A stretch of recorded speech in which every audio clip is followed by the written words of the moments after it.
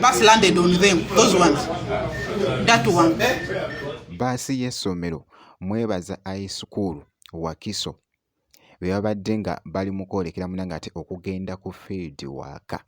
Muganda wange train kyekoze baasi. Oh my God, abamu bafudde era nga munnange byengenda okubeera nga nkulagakoko so nga ate ne Paraso abadde munnange ate mukakasa byonna ngenda kubeera nga mbikutuusaakoko maaso awo. Wabula nga bwe nkutandisiza munnange baasi eno ebadde ng'eri ku lugendo era nga babadde mukono Namuumi Road oluguudo. Kaakati nga bw'ogezaako munnange ate okulaba akatambi kano ka CCTV kalaze nga baasi bagezaako munnange ate ogiyimiriza. Naye muganda wange tasobodde kuyimirira train. Who was stopping him? But that was a traffic man of railways. Yes.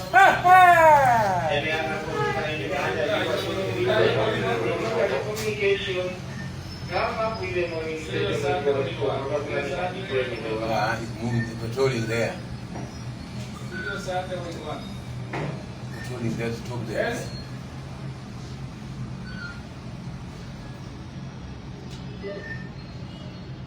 The driver at the high speed, even the driver of the bus.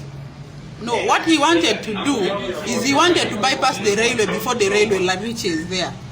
Unfortunately, the time he was coming there, the railway is coming there. Yes. Unfortunately, the time he reached was at the exact time when even the bus did what? Start talking then. See, the guy is raising his hand to stop him. The bus coming at speed. It took off. It took off. But those border men, do you think they survived because the bus landed on them? Those ones. That one. You never found on that police officer? No, he took off.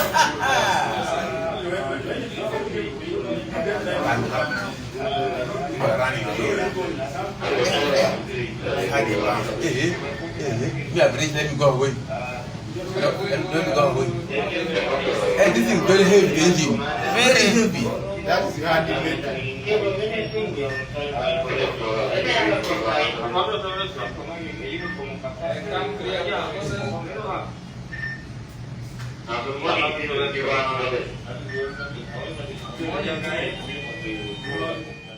Tebibadde munnange ate birungi n'akamu bambi.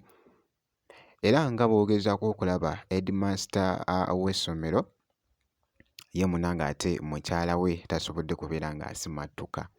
Kakati erinnya lyo ono ye mwami afiiriddwa mukyala we mu bbaasi. Osobola okubeera otaata? Akabenje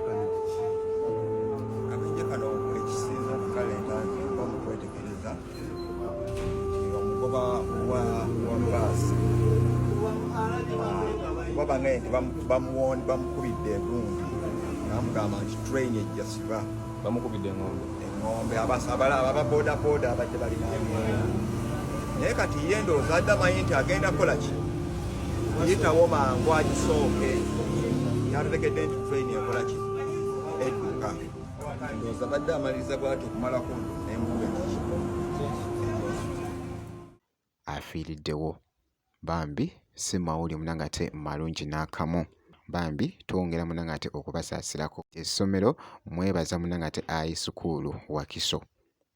Oh my God. So nga nkwongeddeyoko omuyimbi munnange ate Paraso. Kaakati nno Paraso abadde ne kampuni gy'abadde ali mu kakasa wano. Kampuni eyo etwala abantu abaagala munnange ate okukola emitala w'amayanja n'abo abaagala munnange ate okutambula mu bifo eby'enjawulo. Hello, how are you my beautiful people? Assalamu alaikum wa rahmatullahi wa barakatuh. Palaso Saka Free Boss War. Ebbula ly'emirimu mu Uganda lingi ate abaferera abantu mirimu bangi. Tebakufera oba oyagala kufuna mulimu bweru wa Uganda wettanire Hayes Recruitment beba kafulu mu kufunira banna Uganda emirimu ebweru w'eggwanga. egijja mu skills ze baba balina n'obumanyirivu bwabwe. Okwewandiisa ku Hays kwa bwereere, services zaabwe za bwereere. Ne bw'oba tolina passport situka kati, olina obumanyirivu, olina skills, genda ku Hays obeebuuzeeko ku offices ezikulinaanye, bya bwereere ku Hays Recruitment, tebakufera. So my brother and sister, wettanire Hays Recruitment bw'oba oyagala ogenda okolerako mu nsi ebweru wa Uganda, okyusa obulamu bwo. Yaman, mashallah. Ng'ogenda munanga ate emitala w'amayanja osobola okukozesa kampuni eno n'ekutambuza munanga ate bulungi. Palaso gy'abadde munanga ate akakasa esayidi awo nga bw'olabyeko munanga ate mu katambi by'abadde agamba. Obutasuba munanga ate update yonna eri Palaso, making sure nti nno osubscribinga ebisigadde byonna tujja kubeera nga tukuwa update kasita obeera ng'osubscribinze.